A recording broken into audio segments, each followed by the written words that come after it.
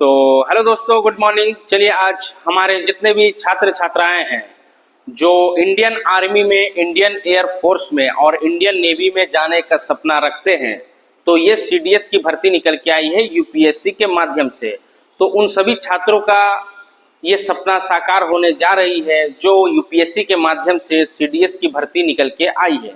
तो इस भर्ती के माध्यम से आप भारतीय सेना के जैसे इंडियन एयर फोर्स या इंडियन नेवल यानी कि इंडियन नेवी में आपको जाने का एक सुनहरा सा अवसर प्राप्त होगा।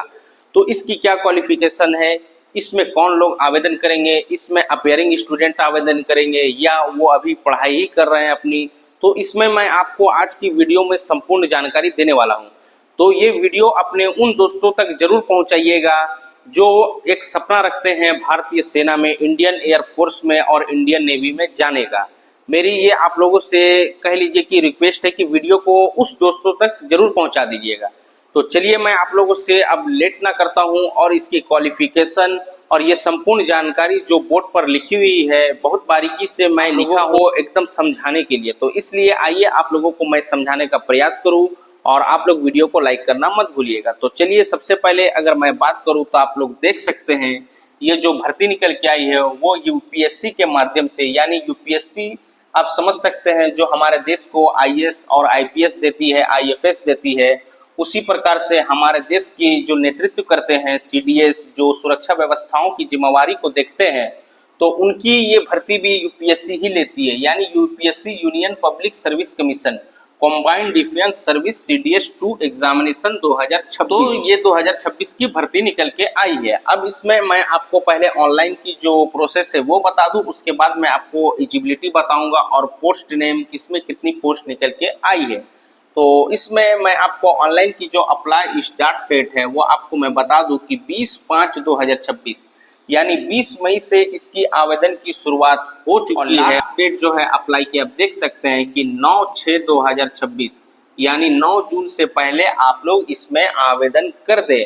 और उसी प्रकार से जैसे इसमें last date for all payment यानी कि जो आपकी आवेदन शुल्क है वो उसकी भी जो लास्ट डेट है वो आप देख सकते हैं कि 9 जून, यानी 9 जून से पहले आप लोग इसमें जो अपनी पेमेंट होती है वो पूर्ण कर दीजिए। और एग्जाम डेट, तो एग्जाम डेट देख सकते हैं कि इसकी एग्जाम डेट भी अभी ही आपको यूपीएससी के द्वारा दे दी गई है कि 13 सितंबर 2026, यानी 13 सितंबर को आपकी ये जो सीडीएस यानी कि कॉम्बाइंड डिफेंस सर्विस की जो एग्जाम है सीडीएस की, वो 13 सितंबर को आपकी एग्जाम ली जाएगी। और ये कंफर्म है कि ये आपकी 13 सितंबर को ही एग्जाम होगी। एडमिट कार्ड बिफोर एग्जाम यानी एग्जाम से पहले आपकी एडमिट कार्ड जारी कर दी जाएगी। और रिजल्ट डेट तो विल बी अपडेट हियर सून, यानी कि आप जब परीक्षाएं दे देंगे तो आपको जो आप जीमेल डालेंगे, आपकी जो नोटिफिकेशन है मोबाइल नंबर से, वो आपको result will be update here यानी आपको इसकी जानकारी दे दी जाएगी। Candidate are advised to confirm for the UPSC website, यानी आपको अधिक जानकारी के लिए यूपीएससी की जो आधिकारिक वेबसाइट है आप उसमें जाकर के देख सकते हैं। ये आपको लिखने के मतलब बताए जा रहे हैं। और चलिए आपको मैं अब इसमें एप्लीकेशन फीस और एज की जो क्राइटेरिया, सबसे पहले इसमें एज की जो क्राइटेरिया है वो मैं आपको बताऊंगा और इसमें एप्लीकेशन फीस टोटल मैं आपको जानकारी दूंगा और कितनी सीटें निकल के आए हैं ये भी मैं आपको बताऊंगा। तो इसमें आपको मैं बता दूं एप्लीकेशन फीस, तो एप्लीकेशन फीस आप देख सकते हैं जनरल और ओबीसी, इसमें 200 रुपए जनरल ओबीसी को देने हैं और एसटी एससी और वुमेन, ऑल वुमेन महिलाओं को इसमें आवेदन शुल्क नहीं देने हैं। और पेमेंट मोड, तो इसमें आपको पेमेंट मोड भी आयोग के द्वारा, यूपीएससी के द्वारा बता दी गई है कि ऑनलाइन मोड में आपकी पेमेंट ली जाएगी। You can make the payment using for the flowing method debit card, credit card या इंटरनेट बैंकिंग के माध्यम से आप इसमें पेमेंट कर सकते हैं, जो आपको एडवाइस दी जा रही है आयोग के द्वारा। और कैंडिडेट आप देख सकते हैं want to be year the 1 June 2003 and not later 1 July 2008 in eligible. आप समझ गए इसकी बोलने का मतलब क्या, यानी 1 जुलाई 2003 में आपकी 2003 के बाद अगर आप पैदा हुए हैं और 1 जुलाई 2008 से पहले, तो आप इसमें आवेदन के पात्र माने जाएंगे। ये आपकी कट ऑफ डेट है 1 जुलाई 2003 से 1 जुलाई 2008 ये आपकी कट ऑफ डेट रहने वाली है, जो यहाँ आयोग के द्वारा यूपीएससी के द्वारा लिखी गई है। तो आप अपनी एज को कैलकुलेशन कर लीजिएगा। इस एज के बीच में अगर 2003 से 2008 के बीच में आपकी एज आती है तो आप इसमें आवेदन के पात्र माने जाएंगे। अब इसमें आपको मैं पोस्ट नेम और इसकी जो टोटल पोस्ट निकल के आई है वो मैं आपको बताऊं। तो इसमें जैसे आपकी पोस्ट नेम है Indian military academy, IMA, Indian military academy, आप देख सकते हैं इसकी जो पोस्ट निकाली गई है वो 100 पोस्ट इसमें निकाली गई है। उसी प्रकार से इंडियन एयरफोर्स एकेडमी, तो इंडियन एयरफोर्स एकेडमी में भी आप देख सकते हैं कि इसमें 32 पोस्ट यानी 32 पोस्ट इसमें निकाली गई है। उसी प्रकार से इंडियन नेवल एकेडमी यानी कि इंडियन नेवी, तो इसमें कितनी पोस्ट है, टोटल 26 पोस्ट निकाली गई है। और ऑफिसर ट्रेनिंग एकेडमी, सबसे ज्यादा जो सीटें निकाली गई है ऑफिसर ट्रेनिंग एकेडमी, तो ये ऑफिसर ट्रेनिंग एकेडमी आपको पता है जो देहरादून में है। और उसी प्रकार से जैसे हमारे साउथ के भी कुछ ऐसे राज्य है जहां पर इंडियन नेवी और इंडियन एयरफोर्स के हमारे वहां पर ट्रेनिंग सेंटर है। जितने भी ट्रेनिंग सेंटर है वो भारत के नॉर्थ, साउथ, ईस्ट और वेस्ट में ही स्थापित की गई है। मिडिल ईस्ट में ज़्यादातर आपको जो एकेडमी है, ट्रेनिंग एकेडमी है मिलिट्री के, आपको देखने नहीं मिलेंगे। ये आपको नॉर्थ, साउथ, ईस्ट, वेस्ट में ही आपको जितने भी ट्रेनिंग एकेडमी देखने मिलते हैं।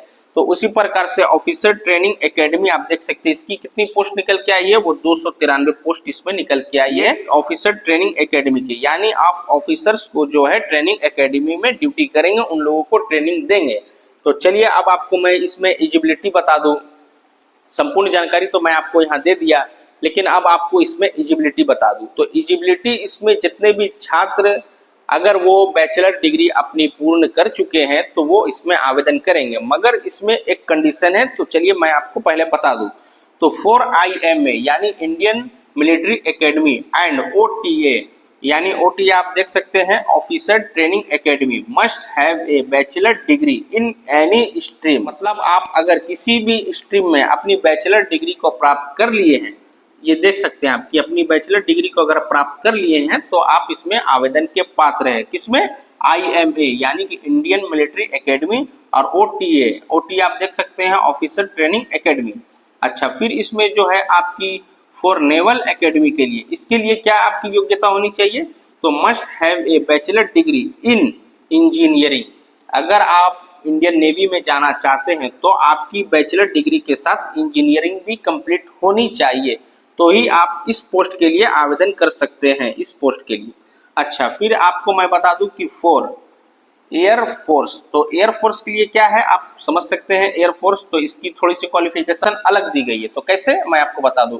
तो for air force must have a bachelor degree in any stream, but आप देख सकते हैं एकदम साफ शब्दों में, लेकिन should have a studies physics and math in 10+2, यानी कि अगर आपकी 11th की पढ़ाई 10+2, अगर आप फिजिक्स, आप देख सकते हैं यहाँ एकदम लिखी गई है स्पेशल तौर पर कि फिजिक्स एंड मैथ अगर आप 10+2 में किए हैं तो ही आप इसके आवेदन के पात्र हैं। किसके लिए, इंडियन एयरफोर्स के लिए। तो आप इसमें 10+2 अगर फिजिक्स और मैथ है आपकी सब्जेक्ट तो आप इसमें आवेदन कर सकते हैं।